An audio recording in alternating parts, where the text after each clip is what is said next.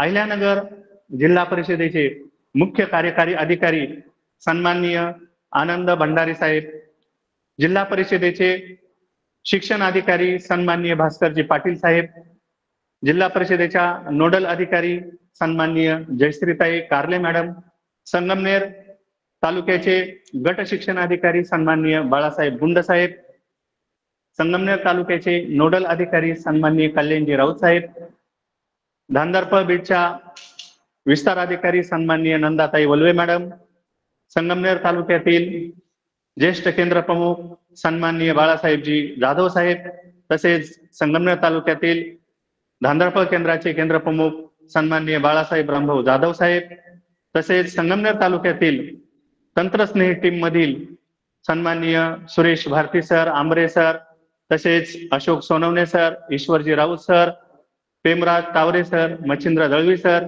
या सर्व तंत्रस्नेही मंडळींच्या सहकार्याने मी आपणासमोर गणित या विषयाची तासिका घेण्यासाठी उपस्थित आहे. विद्यार्थी मित्रांनो, काल आपण गणित विषयातील व्यावहारिक गणित या संदर्भातील सरळ व्याज या विषयावर सखोल चर्चा केली आहे. बँकेचे व्यवहार कसे असतात, बँकेसाठी आपल्याला काय काय शब्द आत्मसात करावे लागतील आणि सरळ व्याजाच्या संबंधित काय काय सूत्र असतात ते आपण काल पाहिले. आज आपण त्याचा परत एकदा थोडक्यात उजाळा घेऊया. फक्त सूत्र आणि एक उदाहरण कालचं घेऊ आणि मग आजच्या पुढच्या तयारीसाठी आपण जाऊया. कालचं आपण एक सूत्र महत्वाचं पाहिलं होतं विद्यार्थी मित्रांनो, की सरळ व्याज जर काढायचं असेल तर आपल्याला किमान 3 गोष्टी माहिती असणं गरजेचं असतं. त्यामध्ये मुद्दल, दर आणि मुदत. आता हे शब्द आपण काल पाहिले. मुद्दल म्हणजे काय असते? मुद्दल म्हणजे रक्कम असते. आपण बँकेमध्ये ठेवलेली रक्कम असेल, रुपये असतील, त्याला मुद्दल असे म्हणतात. ती मुद्दल आपण बँकेमध्ये कोणत्या दराने ठेवली, कोणत्या भावाने ठेवली, रेट काय होता, त्याला आपण दर म्हणतो. याला शॉर्टकट मध्ये हा म आणि या दराला म्हणतो आपण द. तसेच ती रक्कम, ते पैसे, ते रुपये आपण किती दिवसांसाठी ठेवले त्याच्यासाठी आपण मुदत हा शब्द वापरतो. त्याला शॉर्टकट मध्ये आपण क असे म्हणतो. हे आपण काल पाहिलेले आहे. म्हणजे थोडक्यात मुद्दल म्हणजे म, दर म्हणजे द आणि मुदत म्हणजे क. असे म गुणिले द गुणिले क आणि छेदामध्ये 100 अशा प्रकारे म गुणिले द गुणिले क भागिले 100 असं हे सूत्र तयार होतं. हे आपण काल पाहिलं होतं. आणि या सूत्रामधील ज्या काही हे गोष्टी असतात की त्या आपल्याला माहिती पाहिजेत, तर त्यामध्ये आपण पाहिलं होतं की कुठल्याही 3 गोष्टी जर माहिती असतील आपल्याला, मुद्दल, दर, कालावधी म्हणजेच मुदत आणि त्यापैकी व्याज, या 4 गोष्टीपैकी कुठल्याही 3 गोष्टी जर आपल्याला माहिती असतील, 1, 2, 3, तर व्याज काढता येतं. प्रत्येक वेळेस विद्यार्थी मित्रांनो आपल्याला व्याजच काढायला सांगतील असं काही नाही. मग काही वेळेस ते काय करतील, दर देतील, कालावधी देतील, व्याज देतील आणि मुद्दल आपल्याला काढायला सांगतील. काही वेळेस काय करतील, मुद्दल देतील, व्याज देतील, कालावधी देतील आणि दर काढायला सांगतील. काही वेळेस काय करतील, या 3 बाबी देतील आणि कालावधी काढायला सांगतील. म्हणजे अशा प्रकारे ह्या एकच सूत्राचा आपण अभ्यास करून 4ही पण प्रकारच्या किमती आपण काढू शकतो. काल आपण बऱ्याचशा उदाहरणामधून आपण घेतलं होतं. पहा, हे 5-7 उदाहरणं आपले झाले होते. आपण 7व्या उदाहरणापर्यंत आलो होतो. आज आपण 8वे उदाहरण घेऊया. पहा, हे उदाहरण झालं होतं आपलं, जयश्रीने गाडी घेण्यासाठी. हे उदाहरण झालं होतं आपलं. आणि आज आपण 8वे उदाहरण घेऊया. पहा विद्यार्थी मित्रांनो, सर्वात प्रथम उदाहरण आपण शांत चित्ताने वाचायचं असतं आणि वाचून समजून घ्यायचं असतं आणि त्यामधून आपल्याला काय काढायचंय, कुठली किंमत काढायची आपल्याकडे कुठल्या किमती आहेत हे आपल्याला शोधायचं आहे. तर पाहूया, 10,000 रुपये मुद्दलाची दर शेकडा 5 दराने रुपये 11,000 रास होण्यासाठी किती वर्षे लागतील? एकदा शांततेने आपण उदाहरण वाचलं की मग आपल्या लक्षात येईल. आणि आपलं काल ठरलं होतं की काय करायचं, आपण या किमती लिहून घेऊया. चला, मुद्दल किती आहे? 10,000. झिरो लिहिताना व्यवस्थित तपासून पाहायचं, 10,000चे 1,000 व्हायला नको किंवा 1,00,000ही व्हायला नको. मुद्दल झाले आपले, मुद्दल झाले. आता दर काय आहे पहा, दर आहे 5.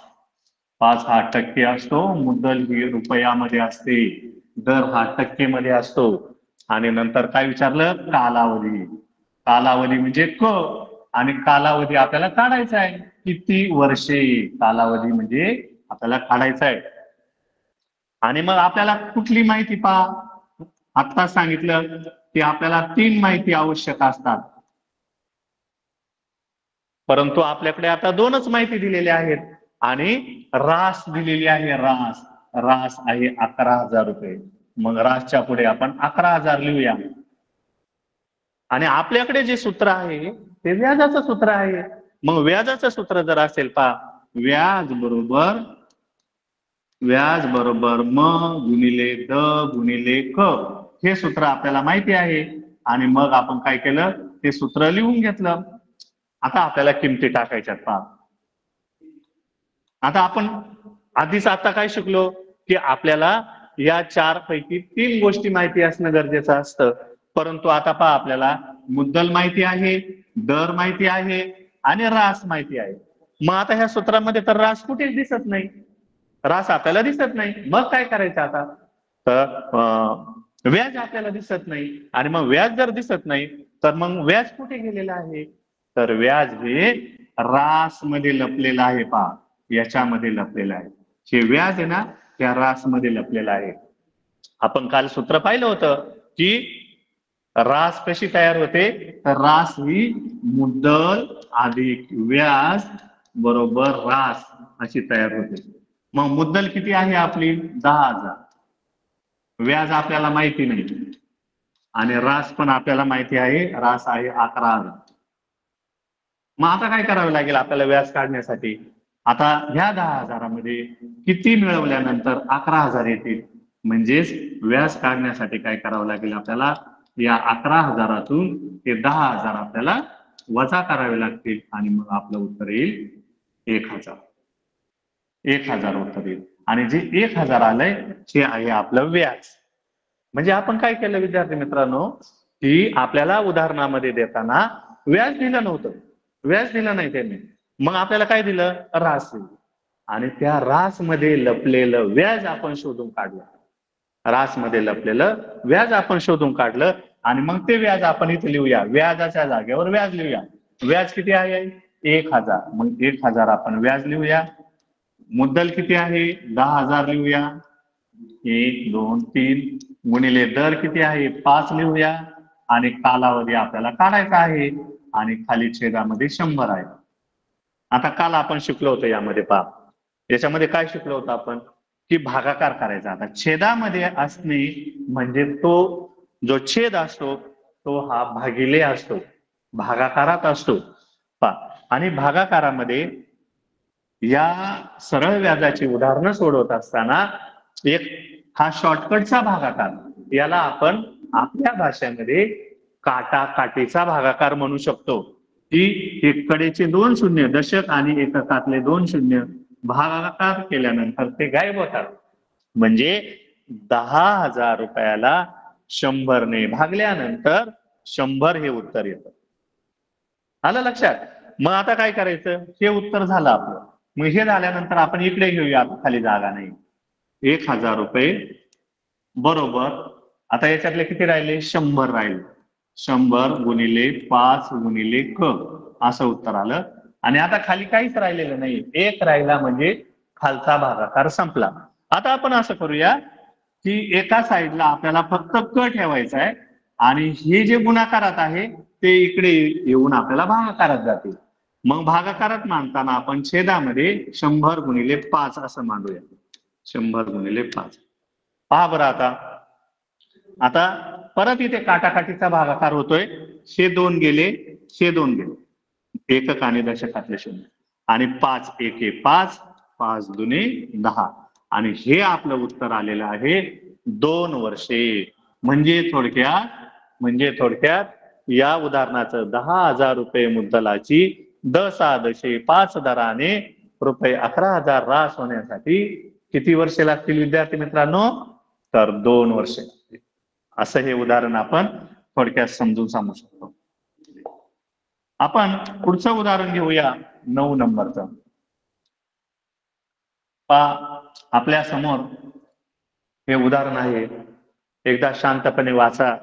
आपल्या समोर वही ठेवा आणि त्या वहीमध्ये पेन्सिलने किंवा पेनाने सोडवायचा प्रयत्न करा आणि समोर पण लक्ष द्या स्क्रीनकडे. आपण सर्वजण एकाच वेळी उदाहरण सोडूया. पहिल्यांदा काय करायचं? उदाहरण वाचायचं. 5,600 मुद्दलाची 2 वर्षात 8,400 रुपये रास होण्यासाठी दर साल दर शेकडा दर किती असावा लागेल? मग आपण लिहून घेऊया. चला, मुद्दल किती आहे सांगा? मुद्दल 5,600. एकदम बरोबर. नंतर कालावधी वर्षामध्ये दिलेला आहे. कालावधी क आहे 2. नंतर काय विचारलंय? मुदत दिलेली नाहीये. मुदत नाही. आपल्याला काय दिलेलं नाहीये? दर दिलेला नाही. दर काढायला सांगितलेला आहे. दर किती म्हटलेलं आहे त्यांनी? दर किती म्हटलेलं आहे त्यांनी? आणि त्यानंतर आपल्याला काय दिलेली त्यांनी? व्याज दिलंय का? पहा बरं, व्याज दिलेलं नाही. व्याज नाही दिलेलं. मग आपल्याला काय दिलेली? रास दिलेली आहे. रास. मग रास आहे 8,400 रुपये. 8,400 रुपये रास दिलेली. अगदी याच्या आधीचं जे उदाहरण होतं ना मुलांनो, त्यासारखंच हे उदाहरण आहे. म्हणजे व्याज दिलेलं नाही, दर आपल्याला आधी शोधायचा आहे. मग कसं काढायचं? तर हे व्याज हे या रास मध्ये लपलेलं आहे. व्याज हे रास मध्ये लपलेलं आहे. मग रास मधून मुद्दल ज्यावेळेस आपण वजा करतो त्यावेळेस आपल्याला व्याज मिळतं. म्हणून आपण पहिल्यांदा काय करू? मुद्दल मधून रास मधून मुद्दल आपल्याला वजा करायचा आहे 5,600. अशा प्रकारे पहा, वजाबाकी करताना व्यवस्थित करायची. शून्याखाली शून्य आलेला आहे का पहा. शून्यातून शून्य गेला 0. इथे शून्यातून शून्य गेला 0. इथे 4 राहिला. इथे 7 येतील. 14तून 6 गेले, खाली राहिले 8. 7तून 2 गेले 8. म्हणजे व्याज आलेलं आहे आपलं 2,800 रुपये. आता आपल्याकडे 3 गोष्टी प्राप्त झालेल्या आहेत. मुद्दल, कालावधी आणि व्याज. आणि आपल्याला हा दर काढायचा आहे. दर. तर पाहूया, आपण सूत्र लिहून घेऊया. व्याज बरोबर म गुणिले द गुणिले क.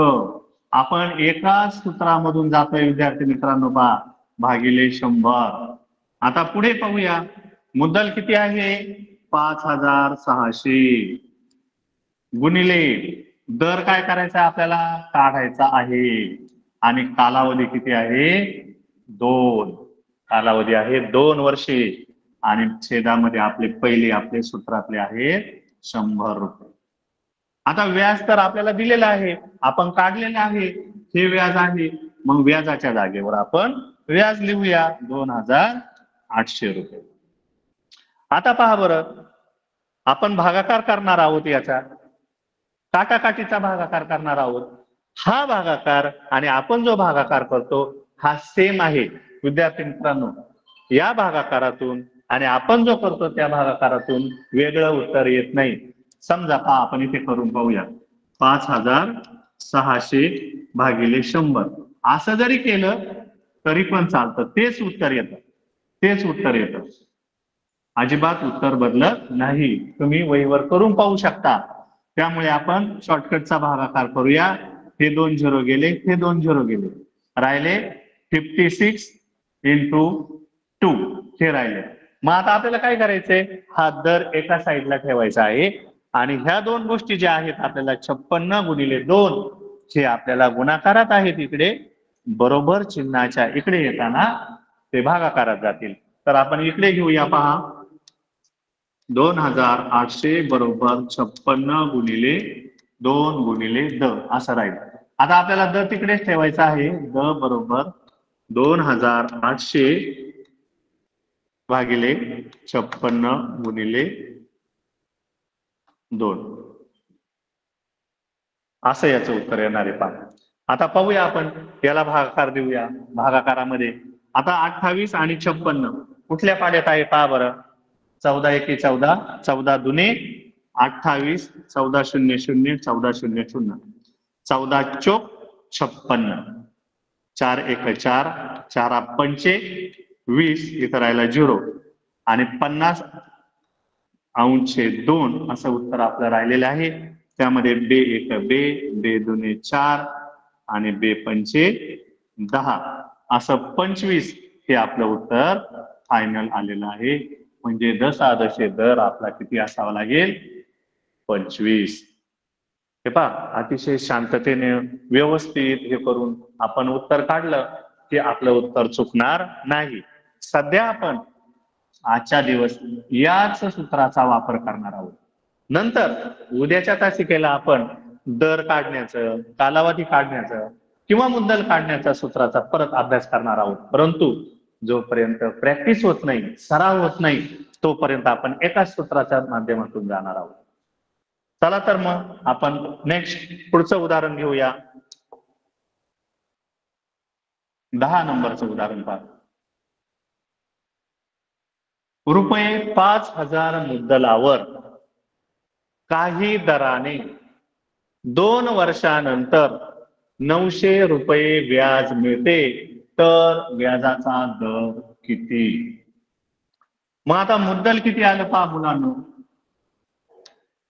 मुद्दल आलेलं आहे 5000 रुपयामध्ये असतं ते. काही दराने म्हणजे दर आपल्याला माहिती नाही. काही दराने 2 वर्षानंतर म्हणजे कालावधी आहे 2 वर्षे आणि 900 रुपये व्याज मिळते. व्याज मग आपल्याला व्याज पण माहिती आहे. व्याज आहे 900 रुपये. आता आपल्याकडे 3 गोष्टी आपोआप आपल्याला मिळालेल्या आहेत त्यांच्याकडनं. आपल्याला आता काही व्याज काढायची गरज नाही. याच्या आधीच्या उदाहरणामध्ये रास मध्ये व्याज लपलेलं होतं, त्यामुळे आपल्याला ते काढावं लागलेलं आहे. परंतु आता व्याज आपल्याला आयतं मिळालेलं आहे. आपण सूत्र काढूया पहा. व्याज बरोबर म गुणिले द गुणिले क भागिले 100. आता व्याज आपल्याला दिलेलं आहे पहा. व्याजाच्या जागेवर व्याज लिहायचं आहे. व्याजाच्या जागेवर व्याज लिहिलं. आता म म्हणजे मुद्दल. मुद्दल आहे 5000 रुपये. एखादा शून्य राहून देता कामा नये. दर आपल्याला माहित नाही, दर काढायचा आहे. कालावधी 2 वर्षाचा आहे आणि छेदामध्ये आपले पहिले ठरलेले सूत्रामधले ते 100 आहेत.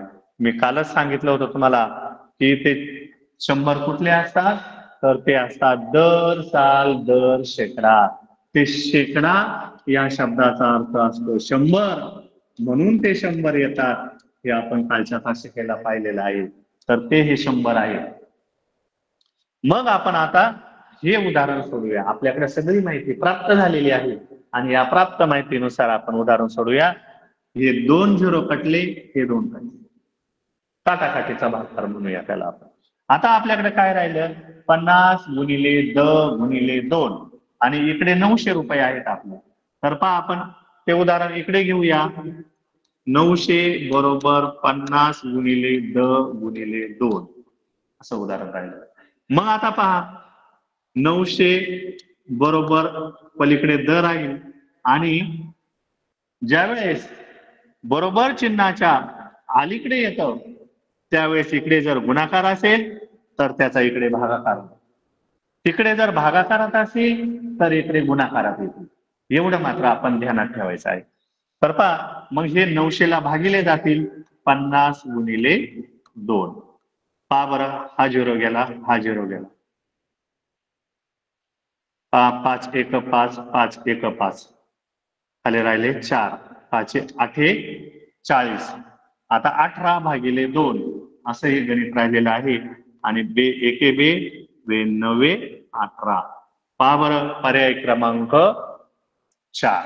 इथं आपलं उत्तर आलेलं आहे पर्याय क्रमांक 4, 9%. आपण आता वेगवेगळ्या प्रकारचे उदाहरणं पाहिले. कालावधी काढला, दर काढला. आता पुढे पहा कसे उदाहरणं येतात. मुद्दलचं येईल, व्याजाचं येईल, व्याजचं येईल. चला तर मग आपण नेक्स्ट पुढे जाऊया.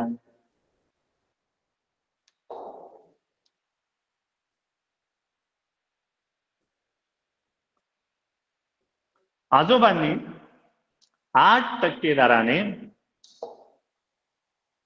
काही रक्कम बँक खात्यात ठेवली. आजोबांनी 8% दराने. आता प्रत्येक वेळेस मुलांना मुद्दलच पहिल्यांदा देतील असं काही नाही. त्यांनी दर पहिल्यांदा दिलेला आहे. दर आहे 8%. दर दिलेला आहे आधी. 8% दराने काही रक्कम.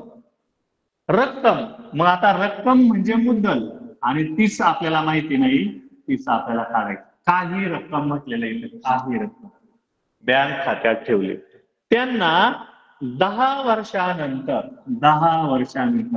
म्हणजे कालावधी आला 10 वर्ष,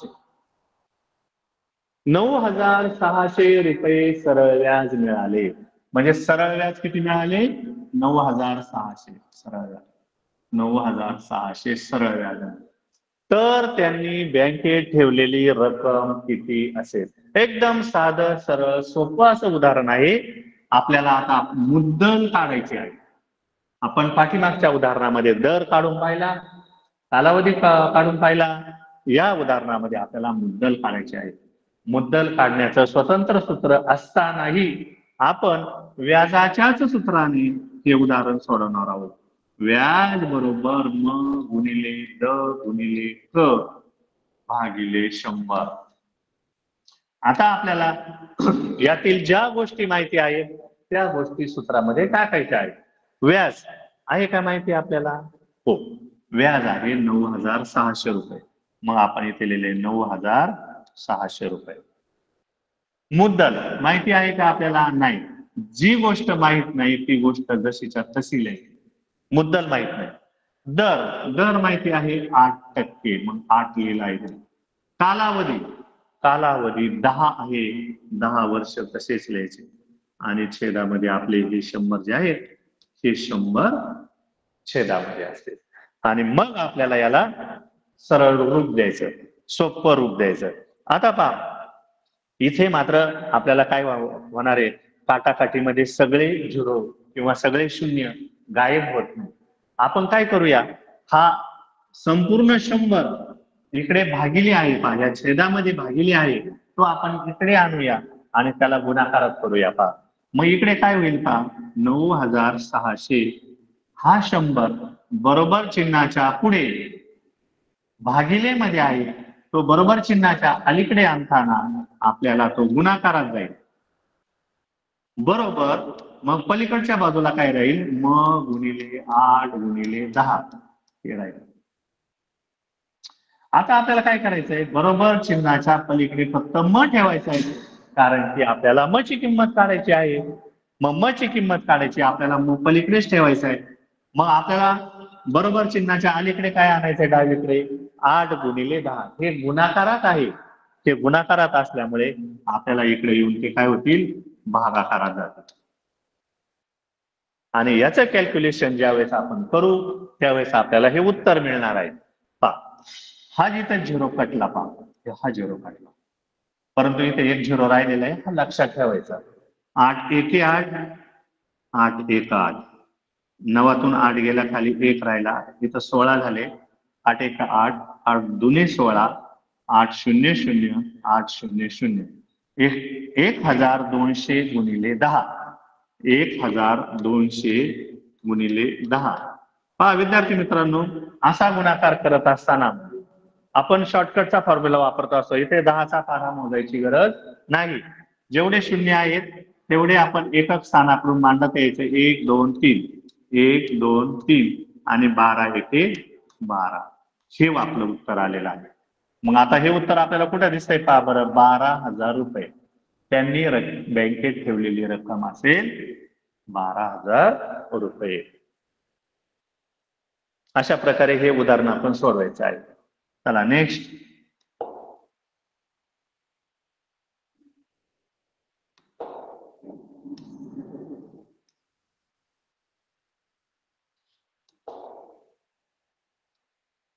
रमेशला एका रकमेवर एका वर्षात रुपये 1,000 व्याज मिळायला हवे आहे.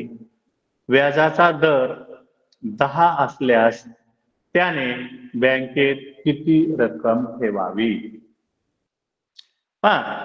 अशा प्रकारची उदाहरणं शक्यतो आपल्याला शिष्यवृत्ती आणि नवोदयमध्ये येतात, की जी आपल्या डोक्याला विचार करायला लावणारी, आपल्या मेंदूला चालना देणारी असतील आणि प्रत्यक्ष व्यवहारामध्ये आपल्याला तर्क करायला लावतील, अशी हे काही उदाहरणं आहेत.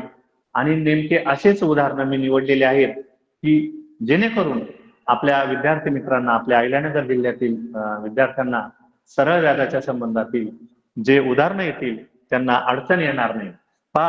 चला तर आपण प्रयत्न करूया, काय होतंय पाहू. रमेशला एका रकमेवर म्हणजे मुद्दल बरं, मुद्दल माहीतच नाही एका रकमेवर, मग सध्या आपण तिथे काहीच लिहिणार नाही. त्यानंतर पुढे पहा, एका वर्षात म्हणजे कालावधी आहे 1 वर्ष. नंतर पुढे काय म्हटले, रुपये 1,000 हे व्याज आहे, म्हणजे व्याज आहे 1,000 रुपये. व्याजाचा दर 10 आहे. व्याजाचा दर 10 आहे. तर त्याने बँकेत किती रक्कम ठेवावी? मुद्दल माहित नाही, आपल्याला मुद्दल काढायचं आहे. अगदी 11 नंबरचं उदाहरण होतं, त्याच पद्धतीचं उदाहरण आहे आणि तेच सूत्र आपण वापरणार आहे. व्याज बरोबर म गुणिले द गुणिले क. सुरुवातीच्या काळामध्ये सूत्र आपण प्रत्येक वेळेस लिहायचंच, त्याशिवाय पुढे जायचं नाही. ज्या वेळेस आपली प्रॅक्टिस होईल, सराव होईल, त्यानंतर आपण सूत्र गायब करून डायरेक्ट किमती लिहू शकतो. मुद्दल माहित नाही आपल्याला, पहा मग मुद्दल माहित नाही, मग म लिहूया. दर 10 आहे, कालावधी 1 आहे, छेदामध्ये 100 आहे, व्याज माहिती आहे 1,000 रुपये. 1,000 रुपये व्याज आहे. आता इथे छेदामध्ये 100 आहेत, इथे भागिले आहेत, ते इकडे येऊन काय होतील, गुणिले होतील. 1,000 गुणिले 100 बरोबर म गुणिले 10 गुणिले 1. 10 गुणिले 1 याचा अर्थ 10च होतो. आता आपल्याला म एकटाच पलीकडे ठेवायचा आहे. हा 10 इथे गुणाकारात आहे, हा इकडे बरोबर चिन्हाच्या डावीकडे येऊन तो छेदामध्ये जाईल. चला पहा बरं किती उत्तर येत आहे. काटाकाटामध्ये हा 0 गेला, हा 0 गेला. 1,000 गुणिले 10, 10चा पाढा मोजायची आवश्यकता नाही. 1 2 3 4, 1 2 3 4 आणि 1 1 हे 1, असं हे उत्तर येईल 10,000 रुपये. आणि आपल्याला हे 10,000 रुपये पर्याय क्रमांक 1 मध्ये दिसतायत. म्हणजे आपल्या रमेशने किती रक्कम ठेवावं लागेल, आपल्याला 10,000 रुपये बँकेमध्ये ठेवावे लागतील. 10,000 रुपये बँकेमध्ये ठेवावे लागतील. चला पुढे जाऊया आपण.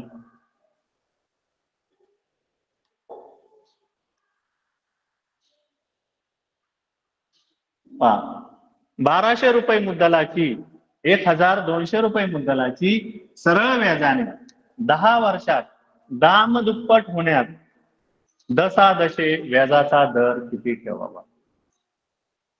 दशादशे म्हणजे दर साल दर शके. आपल्याला काय काय माहिती आहे लगेच आपण फास्ट मध्ये पाहू. मुद्दल 1,200 हे झालं. सरळ व्याज पाहू 10 वर्षात म्हणजे कालावधी आहे 10. नंतर दर किती ठेवावा, दर आपल्याला माहित नाही, दर काढायचा आहे.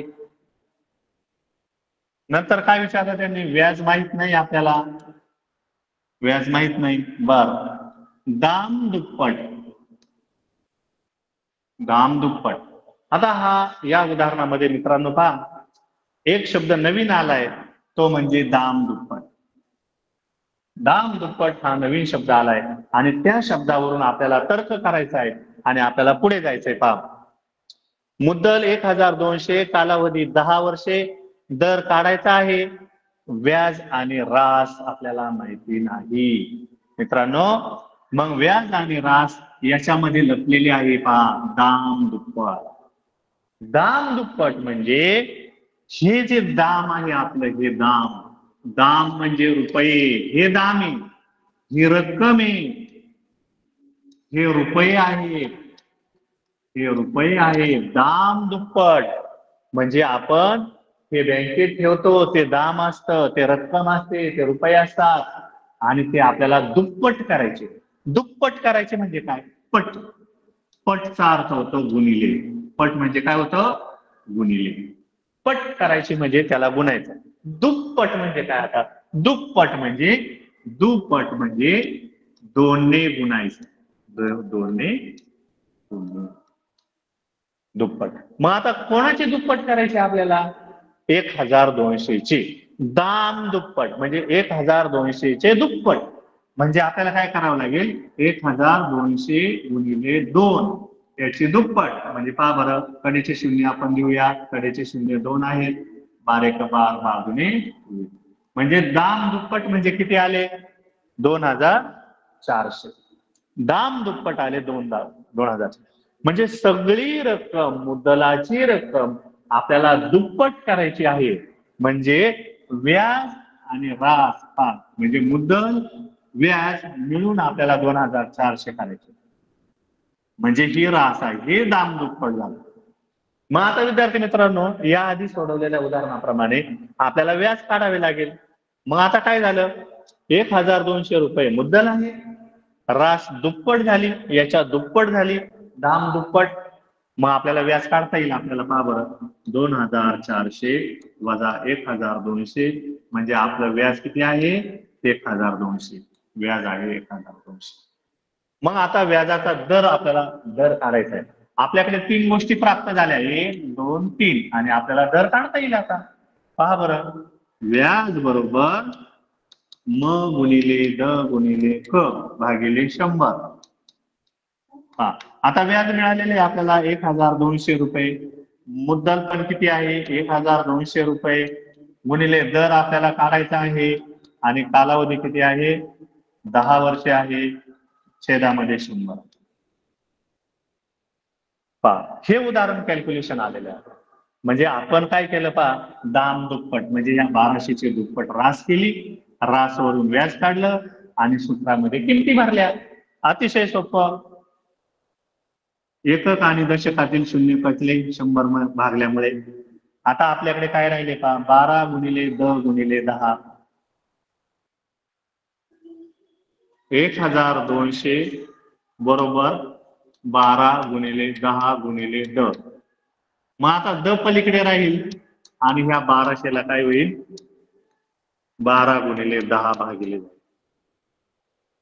हे उदाहरण पहा, हा 0 कटला, हा 0 कटला, 12 एक 12, 12 एक 12 आणि 12 0 0 म्हणजे आपलं उत्तर आलं 10. व्याजाचा दर किती ठेवावा लागेल मित्रांनो? 10. पर्याय क्रमांक 4. पर्याय क्रमांक 4 असं आपल्याला ते उदाहरण ठेवावं लागेल. चला नेक्स्ट आपण 15व्या उदाहरणाकडे जातोय. जेवढे जास्त होतील तेवढे उदाहरण आपण सोडवायचा प्रयत्न करणार आहोत.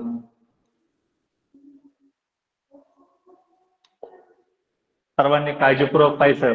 आता अवघड अशा उदाहरणांना सुरुवात झालेली आहे. सर्व विद्यार्थी मित्रांना विनंती आहे की त्यांनी काय करायचं? हे उदाहरण पहा. गौरीने 25,000 रुपये, गौरीने 25,000 रुपये दर साल दर शेकडा 12 दराने काही वर्षांसाठी कर्जाने घेतले. आता तिने कर्ज घेतलेले, बँकेत रक्कम ठेवलेली नाही, तिने कर्ज घेतलेले. त्यासाठी तिला 9,000 रुपये व्याज भरावे लागले. तर कालावधी किती होता? पहा बरं, परत पाहूया. मुद्दल लिहून घ्यायचं. मुद्दल आहे 25,000. दर आहे 12%. काही वर्षे कालावधी माहित नाही. तिला 9,000 रुपये व्याज भरावे लागले. व्याज आहे 9,000 रुपये. तर कालावधी किती होता, म्हणजे कालावधी काढायचा. अतिशय सोपं उदाहरण मुलांनो. पहा, आपण तेच सूत्र वापरणार आहोत. व्याज बरोबर म गुणिले द गुणिले क भागिले 100. आता यातल्या काय काय गोष्टी माहिती आहेत आपल्याला, त्या आपण सूत्रामध्ये भरून टाकूया. व्याज व्याज माहिती आहे. व्याजाच्या जागेवर किती लिहायचं आपल्याला? 9,000 रुपये. 1 2 3 9,000 रुपये. मुद्दल किती आहे? 25. 25,000. 1 2 3. दर दर किती आहे? 12. कालावधी माहित नाही आणि छेदामध्ये 100. पहा, हे 2 झिरो कटले, हे 2 झिरो कटले. आता आपलं उत्तर काय राहणार आहे? क बरोबर क इकडे ठेवूया आपण आणि या 9,000ला 250 गुणिले 12 हे इकडे छेदात जाते. 250 गुणिले 12 हे छेदात जाते. असं हे उदाहरण होईल. आता त्यामध्ये सुद्धा हा एक शून्य कटला, हा एक शून्य कटला. आता 900 भागिले 25 हे उदाहरण आपल्याला करायचं आहे. 900 भागिले 25. तुम्ही ते इकडे सुद्धा, तुम्हाला जर हा भागाकार जमत नसेल तर तुम्ही स्वतंत्ररित्या हा भागाकार करू शकता. परंतु सरावानंतर तुमच्या असे लक्षात येईल की हाच भागाकार करणं आपल्याला सोपं जातं. पहा, 25 एके 25, 25 त्रिक 75. 90 मधून 75 गेले, खाली राहिले 15 आणि हा एक शून्य म्हणजे 150 राहिले आणि 25 6 150 म्हणजे उत्तर आलं 36. 36. आता 36 मधून काय झालं? हा 12. 12 एक 12 आणि 12 त्रिक 36.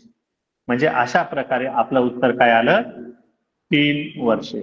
पहा बरं, पर्यायामध्ये कुठे 3? छान. पर्याय क्रमांक 4. असाही भागाकार जरी केला तरी तेच उत्तर येणार आहे. म्हणून आपण काय करूया? हा काटाकाटीचाच भागाकार आपण ठेवूया.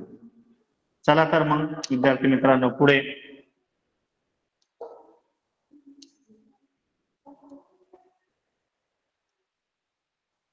अगदी वेगळ्या पद्धतीचं हे उदाहरण आहे मुलांनो. पहा, एका बँकेत काही रकमेचे सरळ व्याजाने 10 वर्षात रक्कम दाम दुप्पट होते, तर त्या बँकेच्या व्याजाचा दर किती असेल? यामध्ये बरीचशी माहिती आपल्याला दिसताना अपुरी दिसते, कारण आपलं ठरलेलं आहे की कुठल्याही आपल्याला 4 गोष्टी माहित आहेत सूत्रामध्ये. व्याज बरोबर मुद्दल गुणिले दर गुणिले कालावधी भागिले 100. या 4 पैकी आपल्याला 3 गोष्टी माहिती असणे गरजेचे असते. तर पाहूया आपल्याला त्यातल्या किती गोष्टी समजतात. पाहूया. मुद्दल. पहा बरं, मुद्दल दिसतंय का काही? पहा बरं, एका बँकेत काही रकमेचे म्हणजे मुद्दल दिसत नाही. सरळ व्याजाने व्याज पण दिसत नाही. व्याज पण दिसत नाही. कालावधी 10 वर्षे, कालावधी दिसला, कालावधी 10 आहे. नंतर रक्कम दाम दुप्पट होते, म्हणजे कोणती रक्कम? तर ही रक्कम, मुद्दलाची रक्कम काय होते? दाम दुप्पट होते. म्हणजे रास ही आपली किती होते? दुप्पट होते. दुप्पट होते. तर त्या बँकेच्या व्याजाचा दर किती? मग आपल्याला काय करायचं आहे? दर काढायचा आहे. पहा बरं, आपलं काय ठरलं होतं की यातल्या किमान आपल्याला 3 गोष्टी माहिती पाहिजे, परंतु आपल्याकडे सध्या एकच गोष्ट दिसते. मग आता एका गोष्टीच्या आधारे आपण कसं उत्तर काढायचं बरं? काय करता येईल? विचार करा थोडासा. मुद्दल माहित नाही, दर काढायला सांगितलाय, कालावधी मात्र 10 वर्ष माहिती आहे, व्याज माहित नाही, परंतु इथं रास मात्र दुप्पट सांगितलेली आहे. दाम दुप्पट. मुलांना याच्या आधीच्या उदाहरणामध्ये आपण सांगितलं होतं की दाम दुप्पट मध्ये सगळं काही लपलेलं आहे. याच्यामध्ये काही गोष्टी लपून बसलेल्या आहेत, त्या आपल्याला शोधायच्या आहेत. तर मग असं जर एखादं उदाहरण आलं, काही रकमेचे दाम दुप्पट होते, तर अशा वेळी काय करायचं मुलांनो, की मुद्दल आहे ना, मुद्दल ती 100 पकडायची, आपल्या मनाने 100 घ्यायची, मुद्दल ही 100 घ्यायची. आणि मग पहा, मग मुद्दल जर 100 घेतली, तर मग ह्या शब्दामध्ये आपल्याला काय येतं, दाम दुप्पट होते. मग 100ची दुप्पट किती होणार आहे? बरोबर, 100ची दुप्पट होणार आहे 200. मग रास किती होणार आहे? 200. आता आपल्याकडे काय आलं, 100 रुपये आपण मुद्दल पकडली, मनातल्या मनात पकडली, आपल्या मनाने पकडली, त्याची दाम दुप्पट 200 झाली. आणि मग ह्या 200 वरून आपल्याला काय काढता येईल बरं? ह्या 200 रास आहे, मुद्दल 100 आहे, आणि ह्या रास आणि मुद्दलच्या आधाराने आपल्याला व्याज काढता येईल. मग ह्या रास मधून, त्या 200 मधून ही मुद्दल वजा केल्यानंतर आपल्याला 100 रुपये मिळतात, ते व्याज असते. आता पहा बरं, हा म्हणजे आपण काय केलं, ह्या 3 गोष्टी मिळवल्या, आपल्याला फार आनंद होतो. पहा, काहीच नव्हतं आपल्याकडे उदाहरणामध्ये दिसताना, आपल्याला काहीच दिसलं नाही, फक्त 10 वर्षे आपल्याला कालावधी दिसला, आणि त्या कालावधीच्या आधारे आणि या शब्दाच्या आधारे आपण 3 गोष्टी प्राप्त केल्या. आणि आता आपल्याला 3 गोष्टी प्राप्त केल्यामुळे आपण ही गोष्ट काढू शकतो, कारण की आपल्याकडे काय आहे, सूत्र आहे, आणि सूत्र आहे व्याज बरोबर म गुणिले द गुणिले क, एकच सूत्र, भागिले 100. आता व्याज किती आलेलं आहे आपलं? 100. मुद्दल किती आहे? 100. दर किती आहे? काढायचा आहे. कालावधी किती? 10 आहे. छेदामध्ये किती? 100. एकदम सोपं आहे. पहा, हे 2 झिरो गेले, हे 2 झिरो. आता बरोबर चिन्हाच्या अलीकडे 100 आहे आणि पलीकडे द गुणिले 10 आहे. आता आपल्याला फक्त द पलीकडे ठेवायचं आहे. इथं गुणाकारामध्ये 10 आहे, ते बरोबर चिन्हाच्या डावीकडे येताना ते भागाकारामध्ये जातील, म्हणजे 100 भागिले 10 होणार आहे. आणि इथे मात्र आपण 10 एके 10, 10 10 100, म्हणजे आपलं उत्तर 10 आलेलं आहे. 10, आणि मग तो दर असेल 10%. आणि मग पहा बरं कुठे आहे 10, तर पर्याय क्रमांक 3 मध्ये दर्शवला. म्हणजे अशी काही उदाहरणं आपल्याला शिष्यवृत्ती आणि नवोदयमध्ये येतात, की ते आपल्याला आपल्या मनाने इमॅजिन करावी लागतात, आपल्याला काही उत्तर शोधावी लागतात, आणि मग त्या किमती काढाव्या लागतात, मग त्या सूत्रामध्ये भरावे लागतात, मग ते कॅल्क्युलेशन करावं लागतं, आणि मग उत्तर काढून आपल्याला पर्यायामध्ये ते शोधावं लागतं. आणि पर्यायामध्ये शोधल्यानंतर आपल्याला उत्तरपत्रिकेवर तो गोल काळा करायचा असतो, तो गोल रंगवायचा असतो, तर आपलं उत्तर फायनल होतं. एवढ्या साऱ्या गोष्टी मुलांनो 1 मिनिटाच्या आतमध्ये आपल्याला करायच्या असतात. आता सध्या सुरुवातीचा काळ असल्यामुळे या उदाहरणामध्ये आपल्याला थोडंसं जड जाईल, परंतु जसजसे आपण या उदाहरणांची प्रॅक्टिस करू, तसतसं आपल्याला सराईतपणा येऊन आपण सुपरफास्ट होऊ, आणि हे उदाहरणं आपल्याला फास्ट रीतीने सोडवता येतील, यात नक्कीच शंका नाही.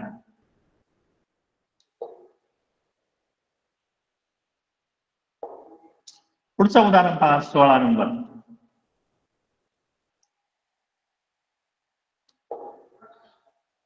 सोपानरावांनी 4,000 रुपये 15% दराने व्याजाने घेतले, तर त्यांना 292 दिवसांचे व्याज किती भरावे लागते?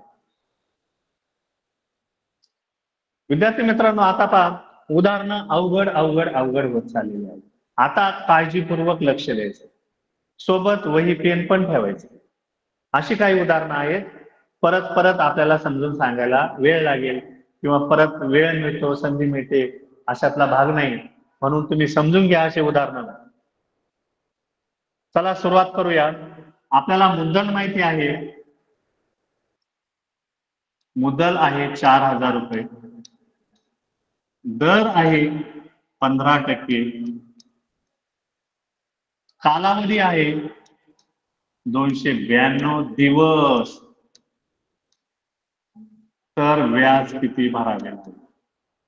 व्याज काढायचा, व्याज काढायचा. कालच्या तासिकेमध्ये आपण पाहिलं होतं मुलांना की मुद्दल हे रुपयामध्ये असते, दर हा जसा जसे असतो तो पण रुपयामध्ये असतो आणि तो दर साल दर शेकडा असतो, प्रत्येक वर्षाला असतो आणि कालावधी हा वर्षामध्ये असतो, कालावधी हा वर्षामध्ये असतो.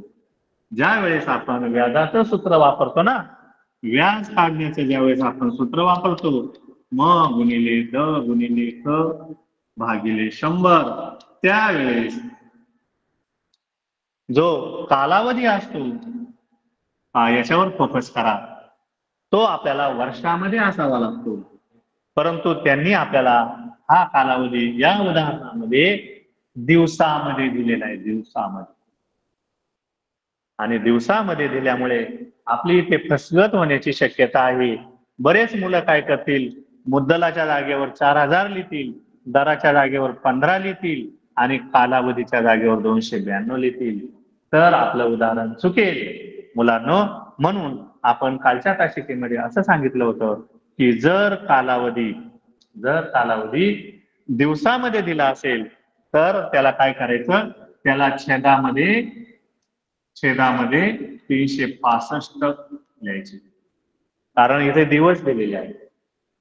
दिवसामध्ये दिला असेल तर त्या दिवसांना छेदामध्ये 365 लिहायचे. आणि जर कालावधी महिन्यामध्ये दिला असेल तर समजा महिने दिले आपल्याला, समजा 17 महिने दिले, तर मग त्याला छेदामध्ये 12 टाकायचं. कारण की हे पहा 365 दिवसांचा एक वर्ष होतं, म्हणजे आपण त्याला वर्षामध्ये कन्वर्ट करून घेतोय असा याचा अर्थ होतो. छेदामध्ये ज्यावेळेस आपण 365 लिहितो त्यावेळेस याला आपण 292 दिवसाला वर्षामध्ये कन्वर्ट करतो. आणि ज्यावेळेस हा कालावधी हा महिन्यामध्ये दिला जाईल त्यावेळेस त्याला आपण छेदामध्ये 12 लिहिणार आहोत. तर असं उदाहरण परत पुढे येणार आहे, त्यावेळेस तुम्ही लक्षात ठेवायचं. तर सध्या आपण ह्या दोन बाबी आपण लक्षात ठेवायचं. तर आपण आता किमती टाकून घेऊया. व्याज काढायचंय आपल्याला. आता मुद्दल किती आहे, 4000 रुपये, दर किती आहे 15 आणि कालावधी आहे 292 दिवस. 292 दिवस. आणि सगळ्यात महत्वाचं म्हणजे इथं आपल्याला छेदामध्ये किती लिहायचे आहेत, 365. छेदामध्ये 365 लिहायचे. आणि आपला हा जो पूर्वीचा छेद होता हा 100, तो पण छेदामध्येच आहे, तो पण छेदामध्येच आहे. तर तो आपण इथं रेषा मारून ही रेषा कंटिन्यू करून इथं 100 लिहिला तरी चालेल, हे आपण इथं समजून घ्यायचंय. पहा, आणि आता आपण याला संक्षिप्त रूप देऊया, याला रिड्यूस करूया, म्हणजे काटाकाटीचा भागाकार करूया. हे 2 झिरो कटले, हे 2 झिरो कटले.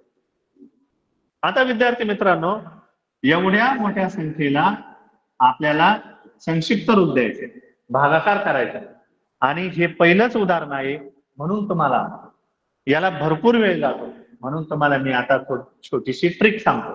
तर याला भागाकार देण्यासाठी असं आहे की हे दोन संख्या, ह्या ज्या दोन संख्या आहेत या कोणाच्या तरी एकाच्या पाड्यामध्ये आहेत आणि तो पाडा आहे 73चा. 73चा पाडा आहे. म्हणून आपल्याला या दोन्ही संख्यांना 73ने भाग द्यावा लागेल. मग आता 73चा पाडा आपल्याला तयार करण्यासाठी काय करावं लागेल, 73चा एवढा मोठा पाडा आपला पाठ नसतो.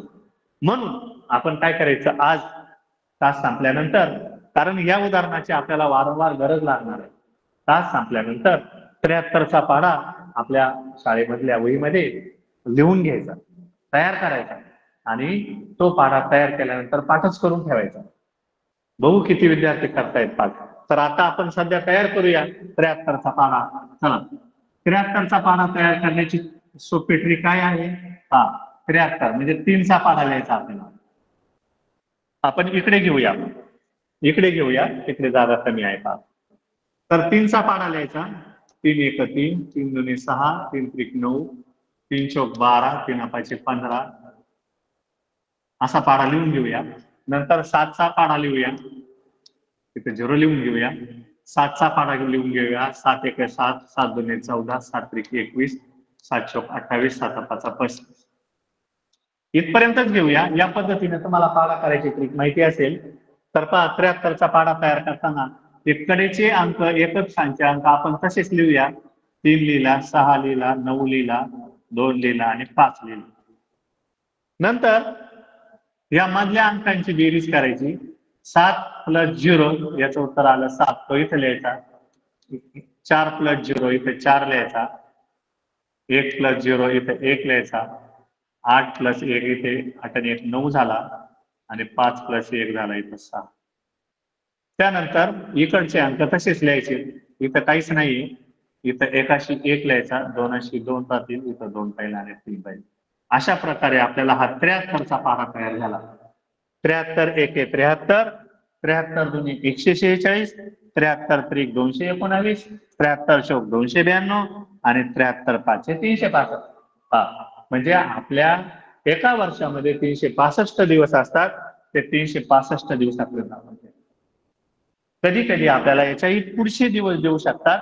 म्हणून तुम्ही या पद्धतीने 73चा पूर्ण पाढा तयार करून ठेवा आणि स्मरणात ठेवा, पाठ करून ठेवा. आता आपल्याला इथं 73 मधल्या 2 संख्या मिळालेल्या आहेत. आपल्याला 73च्या पाढ्याची इथे आवश्यकता आहे.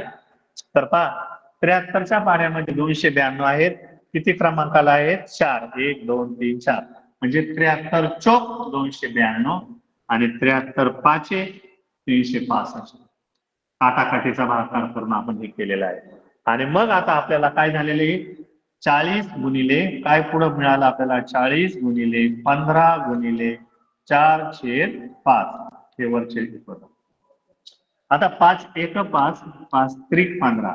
आता उत्तर काय येणार आहे 40 गुणिले 3 गुणिले 4 4 त्रिक 12 आणि 12 चौक 48 आणि हा 0 म्हणजे आपलं उत्तर आलेलं आहे 480. म्हणजे आपल्याला 292 दिवसाचे व्याज 480 रुपये भरावे लागणार. पर्याय क्रमांक 2. अशा प्रकारे हे अतिशय काठिण्य पातळीचं उदाहरण होतं मुलांना, परंतु आपण शांततेने सोडवायचं. त्यासाठी तुम्हाला एक ट्रिक सांगितली, ती म्हणजे या 292 दिवसाला 365 दिवसांनी भागायचे. छेदामध्ये 365 दिवस लिहायचे आणि 73चा पाढा तयार करायचा. 73चा पाढा तयार केल्यानंतर आपल्याला ते उदाहरण अतिशय सोपं जाईल. आजच्या उदाहरणामध्ये आपल्याला 292 दिवसाचं विचारलं होतं. पुढे कदाचित 146 दिवसांचं विचारतील, 219 दिवसाचं विचारतील, 292चं विचारतील, 365चं विचारतील किंवा त्याच्याही पुढचं विचारू शकतील. यासाठी आपण 73चा पाढा तयार करून पाठ करून ठेवायचा. चला नेक्स्ट.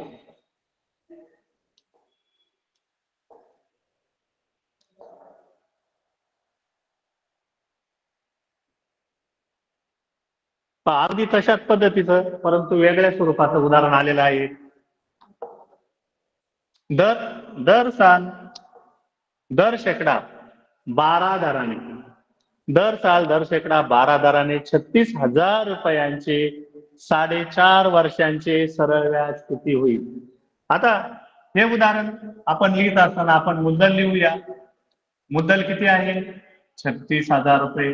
आपल्या पहिल्या नजरेमध्ये आपल्याला लगेच कळतं की 36,000 रुपये आहे मुद्दल.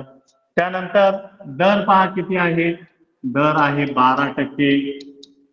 नंतर कालावधी काय पाहायचं आहे आपल्याला, कालावधी काय आहे 4.5. आता या शब्दामध्ये खरी गंमत आहे. 4.5 कसे लिहायचे, 4.5 4.5 असे लिहायचे. नवीन संकल्पना आली आजच्या उदाहरणामध्ये. हा नवीन कन्सेप्ट 4.5 आपण असे लिहायचे 4.5. आणि शेवटी आपल्याला काय विचारलंय, व्याज विचारलं. व्याज आपल्याला काढायचे. म्हणजे प्रत्येक उदाहरण पहा, प्रत्येकामध्ये वेगवेगळी एक गंमत येत चाललेली आहे, वेगवेगळा शब्द येत चाललेला आहे. 4.5 आपण असे लिहायचे 4.5. पाहूया आता पुढे काय होतं. आपल्याला सूत्राच्या मदतीने व्याज काढायचं आहे. व्याज बरोबर म गुणिले ड गुणिले क छेदामध्ये 100. व्याज काढायचंय. मुद्दल आहे 36,000 गुणिले दर आहे 12 गुणिले कालावधी आहे 4.5.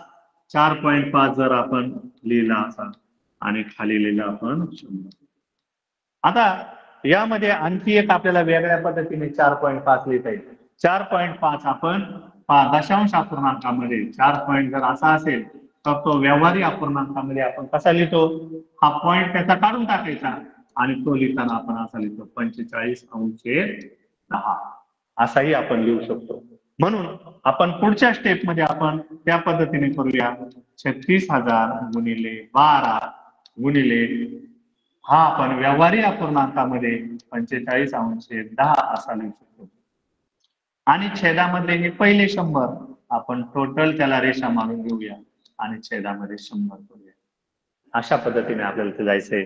आणि मग आपण काटाकाटीचा भागाकार करणार आहोत. हा 0 गेला, हा 0 गेला, हा कटला, हा कटला, हा 0 कटला, हा 0 कटला. आणि मग आता आपल्याला याचं उत्तर काढायचंय. आपल्याला पहा बरं, 36 गुणिले 12 गुणिले 45. मग या तिन्हींचा गुणाकार जो येईल तेच आपलं उत्तर असेल. मग आपण काय करायचं, आता एका एकाचा गुणाकार करून घ्यायचा. 36 गुणिले 12 आपल्या पद्धतीने आपण गुणाकार करूया. 36 गुणिले 12 12 आहे 72, 7 12 1 12, 12 24, 36, 36 आणि 7 झाले 43. म्हणजे पहिलं उत्तर आलं आपलं गुणाकाराचं हे. आणि या 432 परत आपल्याला किताने गुणायचं आहे, त्या दोघांचा गुणाकार झाला आपल्याला 45 ने गुणायचंय. मग 432 गुणिले 45 आपल्या नेहमीचं उदाहरण आहे. 5 दुने 10, हातचा आला 1, 5 त्रिक 15 आणि 1 16, हातचा आला 1, 4 पंचे 20 आणि 1 21, 0 आपण दशकात गुणतोय म्हणून 0 आला आपला इथे. 4 दुने 8, 4 त्रिक 12, 4 चौक 16 आणि 1 17. अशा प्रकारे 8 आणि 6 14, झाला 1 3 4 9 आणि 1 19,440. म्हणजे आपलं सरळ व्याज किती होईल, 19,440. पहा बरं पर्याय क्रमांक. आपल्याला फसवण्यासाठी इथे जरा मिळता जुळता अंक दिलेला दिसतोय, परंतु तो आपण लिहायचा नाहीये. जे आपल्याला प्रत्यक्ष अंक दिसतात तेच आपण लिहायचं आहे. म्हणून आपला पर्याय क्रमांक उत्तर आलं 1. चला आपण पुढचं उदाहरण पाहूया.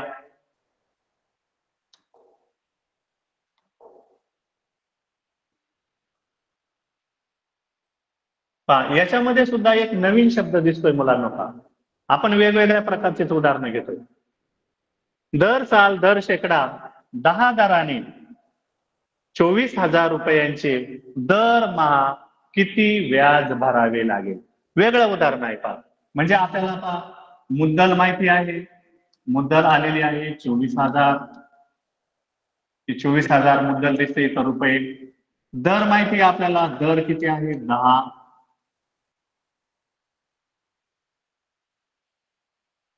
दरमहा म्हणजे कालावधी किती आहे, त्यांनी कालावधीत आपल्याला फसवलेला आहे, कालावधी दरमहा म्हटलेला आहे. आणि व्याज आपल्याला काढायचं आहे व्याज. असं उदाहरण दिल्यानंतर विद्यार्थी मित्रांनो घाबरून जायचं नाही. त्यांनी दरमहा विचारलं. दरमहा या शब्दाचा अर्थ होतो प्रत्येक महिन्याला. प्रत्येक महिन्याला दरमहा म्हणजे प्रत्येक महिन्यात. आणि मग प्रत्येक महिना म्हणजे आपण काय करायचं, या दरमहाच्या जागेवर आपण 1 वर्ष घ्यायचं. 1 वर्ष घेऊया, कारण 12 महिन्यांचं 1 वर्ष होतं. म्हणून आपण कालावधी दरमहाच्या जागेवर 1 वर्ष घेणार आहोत. आणि 1 वर्षाचा आल्यानंतर मग त्याला 12 ने भागल्यानंतर आपलं उत्तर प्राप्त होणार आहे. पहा बरं, व्याज बरोबर म गुणिले द गुणिले क छेदामध्ये 100. आता व्याज काढायचं आहे आपल्याला. व्याज बरोबर मुद्दल किती आहे 24,000 गुणिले दर आहे 10. कालावधी दरमहा म्हटले आपण आपल्या सोयीसाठी 1 वर्षाचं काढणार आहोत भागिले 100. पहा इथेच भागाकार संपणार आहे. हा 0 कटला, हा 0 कटला, हा 0 कटला, हा कटला. आणि 2,400 गुणिले 1 गुणिले 1 म्हणजे याचं उत्तर तेच राहणार आहे 2,400. परंतु पहा आपण इथं उत्तर आल्यानंतर लगेच पहिला पर्याय आपण रंगवायचा नाही. आपल्याला हे वर्षाचं काढलेलं आहे. आपल्याला 1 वर्षाचं काढायला नाही सांगितलेलं. आपण 1 वर्षाचं काढलं आपल्याला प्रत्येक महिन्याचे काढायला सांगितलेलं आहे आणि मग वर्षामध्ये 12 महिने असतात म्हणून 2400 ला आपल्याला 12 ने भागावं लागणार आहे आणि आपण छेदामध्ये 12 लिहून भागाकार करणार आहोत. 12 एके 12, 12 दुने 24, 12 शून्य शून्य, 12 शून्य शून्य म्हणजे आपलं उत्तर आलेलं आहे 200 आणि 200 कुठे लिहिलेले दिसतात? पर्याय क्रमांक 2. म्हणजे अशा प्रकारे आपण हे उदाहरण सोडवलेलं आहे. विद्यार्थी मित्रांनो, उद्याही अशाच प्रकारे आपण नवनवीन उदाहरणं घेणार आहोत. उद्या सुद्धा तुम्ही आपल्या या ऑनलाईन तासिकेला जरूर उपस्थित राहायचं, वेळेवर उपस्थित राहायचं आणि आज सांगितलेला 73चा पाढा पाठ करायचा आणि शाळेमध्ये आपल्या शिक्षकांच्या मदतीने सरळ व्याजाची उदाहरणं सोडवायची. उद्यापर्यंत नमस्कार.